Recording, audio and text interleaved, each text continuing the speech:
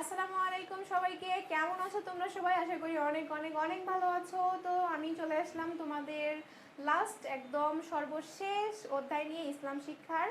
তো তোমাদেরকে আজকে সাজেশন দেওয়া হবে সপ্তম অধ্যায়ের, খুবই গুরুত্বপূর্ণ, হ্যাঁ, অনেক গুরুত্বপূর্ণ, পরীক্ষায় আসার মতো কিছু এমসিকিউ এর, এবং সেটা কি সপ্তম অধ্যায়ের প্রথম পার্ট এমসিকিউ। চলো আমরা দেখে নিই আমাদের প্রথম পার্ট এমসিকিউতে কি আছে। দুনিয়ার সকল মানুষের প্রতি ভ্রাতৃত্ব সুলভ আচরণ বহিঃপ্রকাশ করাকে কি বলে? তো অপশন আছে কি সহমর্মিতা, 2 নম্বরে আছে কি ভ্রাতৃত্ববোধ, 3 নম্বরে আছে ধর্মনিরপেক্ষতা, এবং 4 নম্বরে কি রয়েছে জাতীয়তা বোধ। চলো উত্তরটা দেখে নেই। উত্তরটা কি হবে? উত্তরটা হচ্ছে কি ভ্রাতৃত্ববোধ, মানে সকল মুসলমান কি ভাই ভাই, সেহেতু এটাতে আনসার হবে কি ভ্রাতৃত্ববোধ।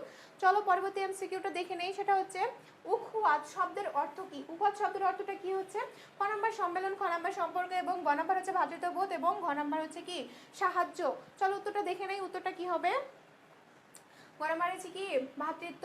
উখওয়াত শব্দের অর্থ কি? ভ্রাতৃত্ব। এটা হচ্ছে আরবি শব্দ এবং এটার বাংলা শব্দ অর্থ হচ্ছে কি ভ্রাতৃত্ব।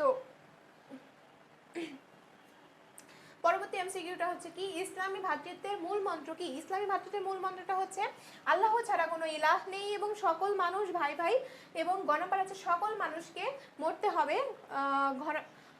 ঘ নম্বর আছে আল্লাহ সবাইকে কি সৃষ্টি করেছেন। এরপর দেখি উত্তরটা কি হবে। উত্তরটা হচ্ছে সকল মানুষ ভাই ভাই, মানে আমাদের দেশে যে মুসলমান রয়েছে এবং আমাদের দেশ থেকে আরও 4-5টা পরে যে দেশগুলো মুসলিম রাষ্ট্র রয়েছে, সেখানে যেই মুসলিমরা রয়েছে তারাও কি ভাই ভাই। তারপরে দেখে আমাদের পরবর্তী এমসিকিউ কি দাওয়া শব্দের অর্থ কি? দাওয়া শব্দের অর্থ কি? সাহায্য করা। 2 নম্বরে রয়েছে যে শিক্ষা দেওয়া, এবং 3 নম্বরে হচ্ছে আহ্বান করা, এবং 4 নম্বরে রয়েছে কি একত্রিত করা। চলো আমরা উত্তরটা দেখে নেই। সেটা হচ্ছে আহ্বান করা। দাওয়া শব্দের অর্থ কি? আহ্বান করা। এরপরে দেখি আমাদের পরবর্তী এমসিকিউ নবী রাসূলগণের ওয়ারিস কারা? মানে নবী রাসূলগণের সন্তান হইলে যে তাদের ওয়ারিস এমনটা না। তো তারা যেহেতু অনেক মানুষ ছিলেন, যেহেতু আদর্শ ছিলেন আমাদের জন্য, তারা অনেক গুণী মানুষ ছিলেন, তাদের যে ওয়ারিস কাদের মনে করা হয় সেগুলো অপশনগুলো আমরা দেখে নেই। সেটা হচ্ছে জ্ঞানীগণ, ধনীগণ, গরিবেরা, বৃদ্ধরা। চলো আমরা দেখে নেই কি হবে। উত্তরটা হবে কি জ্ঞানীগণ, মানে যারা জ্ঞানী তারা হচ্ছেন কি তার ওয়ারিস। তারপরে আমরা দেখি পরবর্তী এমসিকিউ কি আছে। ইসলামী দাওয়াত দানকারীকে আল্লাহ তাআলা কি বলেছেন? আল্লাহ তাআলা ইসলামী যারা দাওয়াত হচ্ছে দেন তাদেরকে কি বলে? যেমন জ্ঞানী, পবিত্র, সফলকাম এবং সর্বোত্তম। মানে আল্লাহ তাআলা আমাদের এই দিনটাকে কি করতে বলেছেন? অবশ্যই প্রচার করতে বলেছেন, যাতে কোনো মানুষ পথভ্রষ্ট না থাকে, তাই না?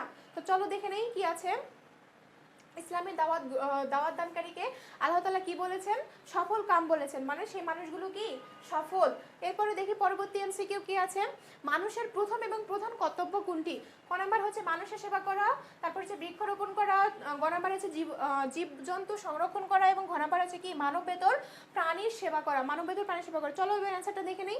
অ্যান্সারটা হচ্ছে মানুষের কি সেবা করা। মানুষের সেবা করা হচ্ছে মানুষের প্রথম এবং প্রধান কর্তব্য। তারপর দেখি পরবর্তী এমসিকিউ কি আছে। পরবর্তী এমসিকিউ হচ্ছে সর্বজনীন উম্মাহ বলতে কোন নবীর উম্মাহকে বলা হয়? আচ্ছা, এখানে একটা কমন প্রশ্ন আছে। সেটা হচ্ছে আমাদের নবীর আগে, তাই না? তো হচ্ছে এমন একজন নবী আছে যার উম্মত সবাইকে ধরা হয়, হ্যাঁ, মানে সর্বজনীন, তাহলে অবশ্যই তিনি সবার আগে আসছেন, তাই না? তো সেই সবার আগে নবীটা কি আসছেন? সেটা অবশ্যই আমাদের আদম আলাইহিস সালাম, তাই না? অন্য কোনো ইয়ে তো দেখতে হবে না আমাদেরকে। হযরত মুহাম্মদ সাল্লাল্লাহু আলাইহি সাল্লামের উম্মত কি আমাদের হচ্ছে সর্ব উৎকৃষ্ট উম্মত, কিন্তু মানে সবাইকে উম্মত বলা হয় কোন নবীর? সেটা হচ্ছে হযরত আদম আলাইহিস সালাম, তাই না? এরপরে তো আমাদের হচ্ছে এই মুহূর্তে একটি কোর্স হচ্ছে কন্টিনিউ আছে। সেটা হচ্ছে টার্গেট এ প্লাস কোর্স, যেখানে ইংরেজি কোর্স ফি হচ্ছে 1999 টাকা, এবং অন্যান্য বাকি সব সাবজেক্টের কোর্স ফি হচ্ছে 2999 টাকা। তোমরা যারা 24-25 ব্যাচের আছো, তারা যদি দুইটা কোর্সকে একসঙ্গে নিয়ে নাও, তাহলে তোমাদের কোর্স ফি দাঁড়াবে 3999 টাকা। তাই তোমরা যারা দেরি না করে পড়াশোনাটাকে সুন্দর করে গুছিয়ে নিতে চাও, তারা আমাদের সাথে যুক্ত হয়ে যাওয়ার জন্য স্ক্রিনে দেওয়া এই নাম্বারটাতে কি তাড়াতাড়ি যোগাযোগ করে দেওয়া, যাতে তোমরা কি আমাদের সাথে খুব দ্রুত যুক্ত হয়ে যেতে পারো।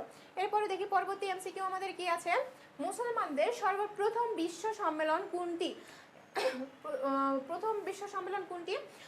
ওআইসি সম্মেলন, তারপর হচ্ছে খ নম্বরে আছে হজ, 3 নম্বরে আছে বিশ্ব ইজতেমা, তারপর 4 নম্বরে আছে কি রাবেতা সম্মেলন। আচ্ছা দেখি আমাদের উত্তরটা কি আছে। উত্তর হচ্ছে কি হজ, তাই না? কারণ হচ্ছে ওআইসি সেদিনই প্রতিষ্ঠিত হয়েছে, মানে 2019 সালের সেদিনই বলতে এটা হচ্ছে আগের আগের শতকে হচ্ছে এটা যেহেতু ইয়ে হয় সংগঠনটা তৈরি হয়। আবার হচ্ছে বিশ্ব ইজতেমা, এটাও হচ্ছে কিছুদিন আগে, এবং রাবেতা সম্মেলনও কিছুদিন আগে। যেহেতু হজ সেটা হচ্ছে আমাদের অনেক দিন আগে থেকে এটা কি ইসলামের বিধান অনুযায়ী এই সম্মেলনটা আছে। এখানে বিশ্বের বিভিন্ন দেশের মুসলিমেরা কি একসঙ্গে গিয়ে এখানে কি হজ পালন করে, সেহেতু এটা সর্বপ্রথম সম্মেলন। এরপরে দেখি পরবর্তী এমসিকিউ কি আছে, প্রত্যেক উম্মার জন্য একজন করে রসুল আছেন, এ কথা কে বলেছেন? এ কথা কে বলেছেন? আল্লাহ, হযরত মুহাম্মদ সাল্লাল্লাহু আলাইহি সাল্লাম, জ্ঞানী ব্যক্তি এবং সরকারি ব্যক্তি। চলো উত্তরটা দেখে নেই। উত্তর হচ্ছে আল্লাহ, মানে প্রত্যেকটা উম্মা মানে প্রত্যেকটা জাতির জন্য কি একটা করে কি রসুল পাঠানো হয়েছে। এরপরে দেখি পরবর্তী এমসিকিউ কি হবে, খিদমতে খালক অর্থ কি? খিদমতে খালক অর্থ কি হচ্ছে আল্লাহর সাহায্য, সৃষ্টির অধিকার, গ নম্বর আছে যে সৃষ্টির প্রতি দয়া, ঘ নম্বর আছে সৃষ্টির সেবা। চলো দেখি অ্যান্সার কি হবে। খিদমতে খালক অর্থ হচ্ছে আল্লাহর সাহায্য, না সৃষ্টির সেবা, খিদমতে খালক হবে সৃষ্টির সেবা। তারপর হচ্ছে যে ইসলামের ভ্রাতৃত্বের মূল মন্ত্র কি? ইসলামের ভ্রাতৃত্বের মূল মন্ত্রটা কি সেটা আমরা জেনে নেই। আল্লাহ ছাড়া কোনো ইলাহ নেই, সকল মানুষই ভাই ভাই, এবং 3 নম্বরে রয়েছে যে মুমিনগণ পরস্পর ভাই ভাই। ঘ নম্বরে যে সকল মানুষ আল্লাহর সৃষ্টি। অ্যান্সারটা কি হবে আমরা দেখে নেই। অ্যান্সারটা হচ্ছে যে মুমিনগণ পরস্পর ভাই ভাই, তাই না? এরপরে দেখি পরবর্তী এমসিকিউ কি আছে, কোন নবী ও রসুল অনুসারী জাতিকে কি বলা হয়? মানে নবী রসুল অনুসারী জাতিকে কি বলা হয়? সেটা হচ্ছে দাওয়া। ক নম্বর আছে উখওয়াত, 3 নম্বরে আছে যে উম্মা, এবং ঘ নম্বরে আছে যে কি খেলাফত। চলো আমরা অ্যান্সারটা দেখে নেই। সেটা হচ্ছে কি উম্মা, প্রত্যেকটা নবী রসুলের অনুসারী যেসব জাতি রয়েছে তাদের কি বলা হয়? উম্মত। যেমন হচ্ছে আমরা হযরত মুহাম্মদ সাল্লাল্লাহু আলাইহি সাল্লামের কি উম্মত না, আমরা তো তাকে দেখিনি কিন্তু তার ধর্মটাকে কি অনুসরণ করে যাচ্ছি, তো এই জন্যই আমরা কি উম্মা।